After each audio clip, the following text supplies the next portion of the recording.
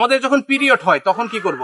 বলছে যাবা, ঈদগার ময়দানে যাবা, নামাজ পড়বা না, ঠিক আছে, যেহেতু পিরিয়ডের সময় নামাজ পড়ার জায়েজ নাই বা এটা মওকুফ করা হয়েছে, নামাজ পড়বা না, বাট খুতবা শুনবা, আমি যে বক্তব্য দিব সেটা শুনবা। ওমর রাদিয়াল্লাহু তাআলা আনহুর সময় মদিনার বাজারের গভর্নর ছিলেন, মদিনার বাজারের যিনি আজকে আমরা কি বলি বাজারের চেয়ারম্যান, ওই বাজারের চেয়ারম্যান ছিলেন নারী, একজন নারী। ইসলাম শব্দের অর্থ হচ্ছে শান্তি। শান্তি কিনা বলেন? ইসলামের মানে হচ্ছে ন্যায় বিচার, সুবিচার। আজকে আপনি বলছেন যে ইসলামিক সংগঠনগুলো যারা আছে তাদের সাথে আমাদের মতাদর্শগত, চিন্তাগত, আকীদাগত, কনসেপ্টগত পার্থক্য আছে।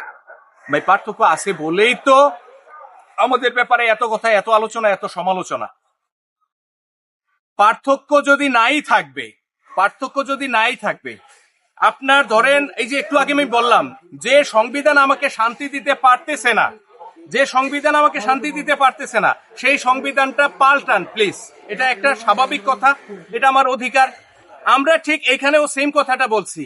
আপনি যে ইসলামটা প্রচার করতেছেন, আপনি ওয়াজের মঞ্চে বসে, আপনি মাদ্রাসায় যে ইসলামটা শিখাচ্ছেন, যে ইসলামটা ব্রিটিশরা সিলেবাস করে শিখাই দিয়ে গেছিল আজ থেকে 300 বছর আগে, 250 বছর আগে, ব্রিটিশদের কারিকুলামে যে ইসলামটা আপনি শিখাচ্ছেন, এই ইসলামটা মানুষকে শান্তি দিতে পারতেছে না। 90% মুসলমান, তাহলে এখানে 90% মুসলমান যখন ইসলাম পালন করবে, স্বাভাবিকভাবে 90% শান্তি তো অন্তত থাকবে। যেহেতু এখানে শান্তি আসতেছে না, তার মানে হচ্ছে এটা রিয়েল ইসলাম না, এটা রাসূলুল্লাহর প্রকৃত ইসলাম না। এখানে অনেক জায়গায় আমাদের ঘাটতি আছে, অনেক জায়গায় আমাদের বিচ্যুতি আছে। রাসূলুল্লাহর নীতি ছিল একটা, এই নীতি থেকে আপনি সরে গেছেন। আমরা চোখে আঙুল দিয়ে দেখাইছি কোন কোন জায়গায় আপনি সরে গেছেন। ভাই একটু আগে প্রশ্ন করলো পর্দার ব্যাপারে রাসূলুল্লাহর স্পষ্ট নীতি কি, কোরআনের নীতি কি, ইতিহাস কি? রাসূলুল্লাহ মসজিদে যাওয়ার জন্য নারীদেরকে বলছেন তোমরা মসজিদে আসবা, নারীরা বলছে ঈদগার ময়দানে আসবা। তার সামনে বসে খুতবা শুনছেন নারীরা।